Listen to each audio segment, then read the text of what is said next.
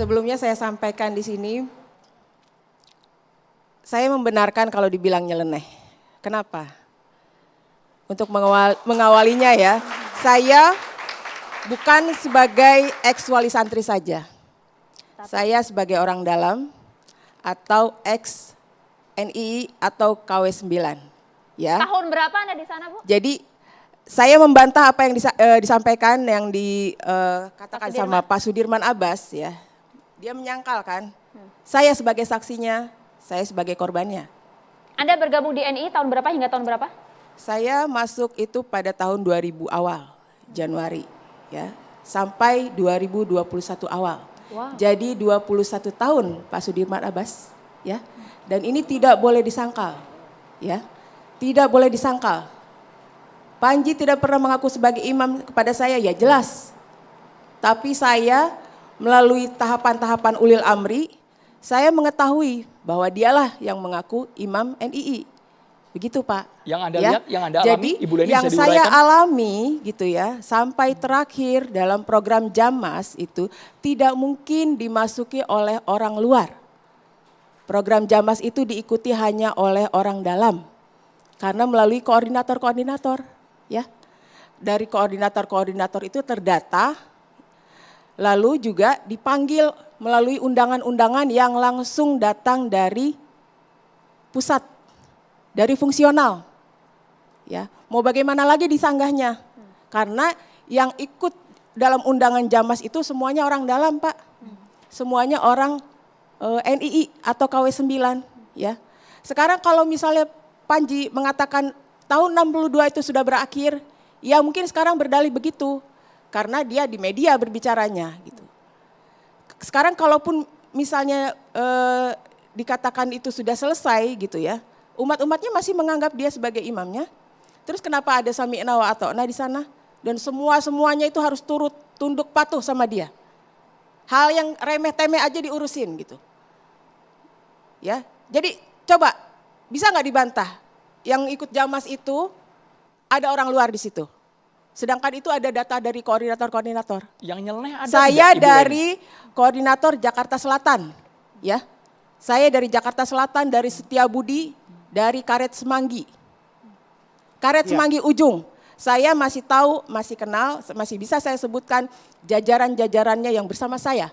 Sampai ke atas saya masih bisa. Ibu Leni, Silakan. coba dijelaskan Ya. sebelum ke Pak Sudirman, dijelaskan ada tidak yang nyeleneh perbuatan-perbuatan Jelas ada. bagian yang mana? Dari yang dulu saya mengalami memang ini orang ngeyel. Ya, dari mulai sholat itu sudah jadi rahasia umum. Tidak diwajibkan sholat karena kita ini masih masa Mekah. Ya, satu itu yang kami alami. Tapi saya sendiri memang sudah janggal dan saya tetap sholat ya. Waktu itu walaupun pada masa-masa itu sempat juga karena aktivitas itu sempat terbengkalai sholat saya ya. Jadi saya tetap sebagai wujud protes saya sebagai wujud pemikiran kritis saya, setiap saya acara tazkiyah, Bapak masih ingat istilah tazkiyah? Ya, bukan internal. Bukan internal. Ya, mungkin baru direkrut baru belakangan ya Pak? Oh enggak, mungkin. saya dari tahun 99. Sudah direkrut? Bukan direktur, saya ngajar. Ya, baik, terserah apapun pengakuan Bapak ya, ini pengalaman saya. Jadi saya sampai menanyakan kalau ada acara tazkiyah itu ya, ada mukena enggak?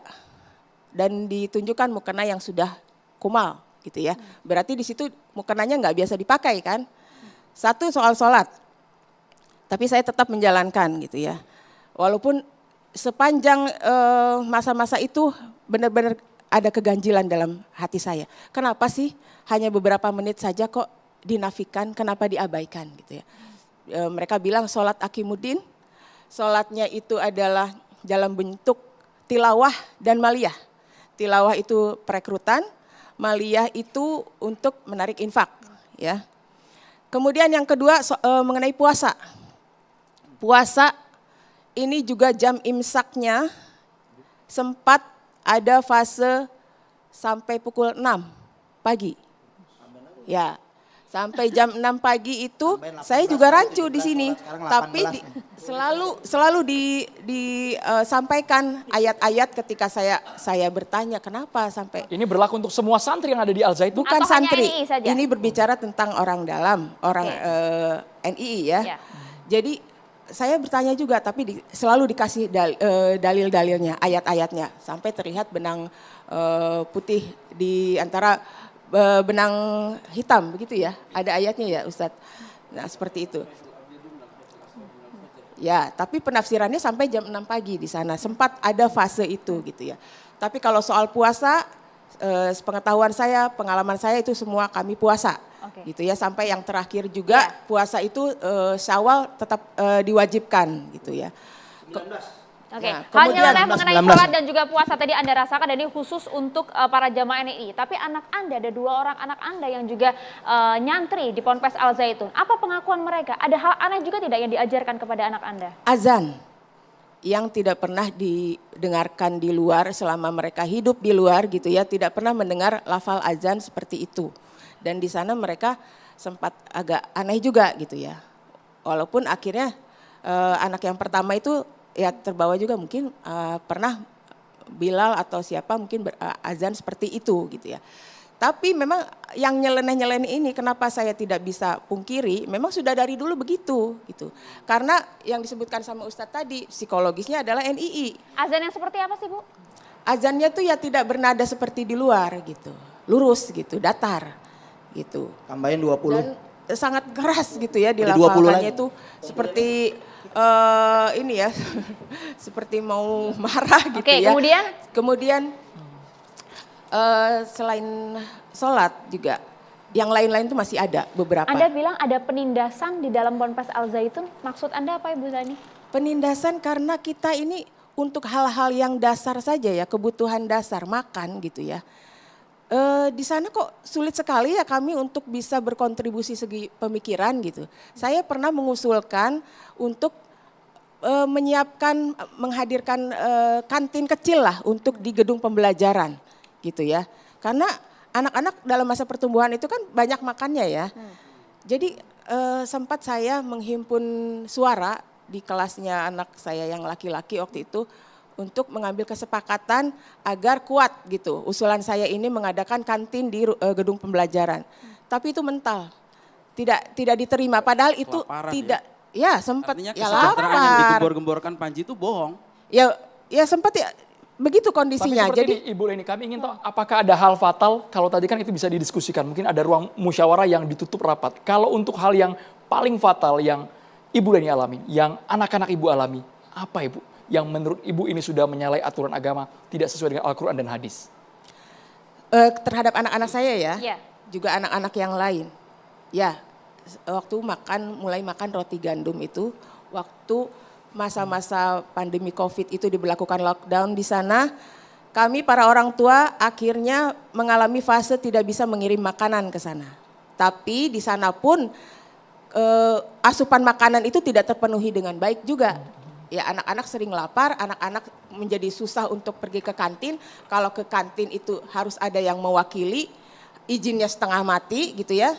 Padahal di kantin tersedia makanan banyak gitu. Tapi sangat sulit untuk bisa pergi ke kantin. Jadi keluar dari asrama itu sangat sulit izinnya. Harus ada perwakilan gitu. Sedangkan perwakilan aja tidak membawa makanan yang sebanyak dibutuhkan oleh anak-anak di asrama atau teman-temannya sekamar misalnya kayak gitu ya. Anda sempat memeriksakan kesehatan anak Anda pada saat itu? Sempat memeriksakan dan sempat dikatakan kurang gizi ya. Wow. Saya cek waktu. Oleh dokter gizi? Dokter dong, ya dokter ahli gizi. Saya ada saya bawa juga di sini. Sempat juga saya sebutkan di orasi itu kan. Keterlambatan menstruasi untuk anak yang kedua. Ibu Leni, sebentar. Kalau memang sambil ditunjukkan ke kamera Ibu, sambil ditunjukkan, minta tolong Maria. Mungkin kalau ada hal-hal yang dianggap tidak sepaham dengan hati nurani Ibu, sangat mengganjal dan apalagi sudah menyengsarakan putra-putri Ibu. Kenapa Ibu tidak langsung tarik anak-anak Ibu keluar dari Ponpes Al Zaitun? Tidak usah nyantri di sana Ibu. Itu kan baru terasa tuh benar-benar tidak bisa saya toleransi lagi sejak waktu Desember itu ya. Sejak mencuat kasus pelecehan gitu ya, dugaan pelecehan terhadap pegawainya. Yang saya sendiri memang tabayun langsung kepada suami korban dan juga kepada korban. Ya, sebenarnya ini di sana sangat melanggar gitu untuk kontak sama korban dan juga suaminya korban. Tapi karena saya merasakan keganjilan-keganjilan yang sudah berlangsung lama, saya langgar. Saya sengaja melanggar karena saya membutuhkan informasi dari kedua belah pihak, gitu ya. Kalau di sebelah sini begini informasinya, saya cross check lagi kepada korban dan juga kepada suami korban saat itu. Dan didapat banyak informasi dan juga bukti-bukti bahwa benar kalau dibilang ada pelecehan itu memang betul. Itu yang saya simpulkan dari bukti-bukti yang beredar.